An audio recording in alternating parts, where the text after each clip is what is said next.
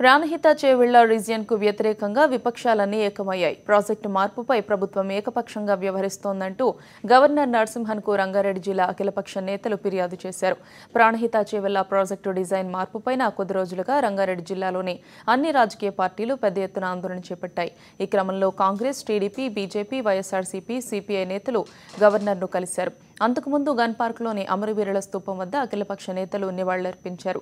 అక్కడి నుంచి ర్యాలీగా గవర్నర్ వద్దకు వెళ్లారు. ఈ వ్యవహారాన్ని కేంద్ర ప్రభుత్వం దృష్టికి తీసుకువెళ్లినట్లుగా నేతలు తెలిపారు.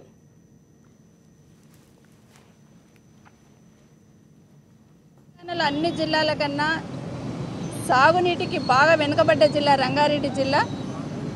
రంగారెడ్డి జిల్లాలో ఉన్న రైతాంగాన్ని ఆదుకోవాలంటే దాదాపు 18 లక్షల ఎకరాలకు సంబంధించిన ల్యాండ్ను ఇరిగేట్ చేసుకోవాలంటే ఖచ్చితంగా గోదావరి జలాలు రావాలి అనే ఉద్దేశంతో గత ప్రభుత్వం కాంగ్రెస్ ప్రభుత్వం టేకప్ చేసిన ఈ ప్రాజెక్ట్ని రంగారెడ్డి జిల్లాకి ఏదైతే తొలగిస్తున్నారో ముఖ్యమంత్రి గారు ఏకపక్షంగా నిర్ణయం తీసుకొని గవర్నర్ గారిని జోక్యం చేసుకోమని వినతి పత్రం ఇవ్వడం జరిగింది. ఒక రాష్ట్రానికి ముఖ్యమంత్రిగా కాకుండా ఉత్తర దక్షిణ తెలంగాణలుగా విభజించి రంగారెడ్డి హైదరాబాద్ ప్రజల నోట్లో మట్టుకొట్టి మెదక్ జిల్లాకు 5 టీఎంసీల నుండి 50 టీఎంసీలకు పెంచుకోవడం ఇది దురదృష్టకరమైనటువంటి విషయం.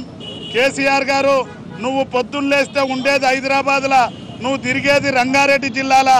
నువ్వు గిట్లా ఒకవేళ హైదరాబాద్ రంగారెడ్డికి ఈ ప్రాజెక్టును తొలగిస్తే హైదరాబాద్ రంగారెడ్డి ప్రజలు మరో తెలంగాణ ఉద్యమంలాగా రెచ్చిపోయి నీ భరతం పట్టే రోజులు దగ్గరలో ఉన్నాయి.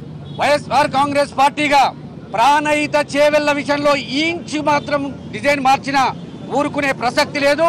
ఇది ప్రజా ఉద్యమంగా మారి అంతర్జిల్లాల యుద్ధంగా మారి సివిల్ వార్ కింద పోకముందే గవర్నర్ గారిని ఇన్వాల్వ్ కావాలని చెప్పి మేము చెప్పాం.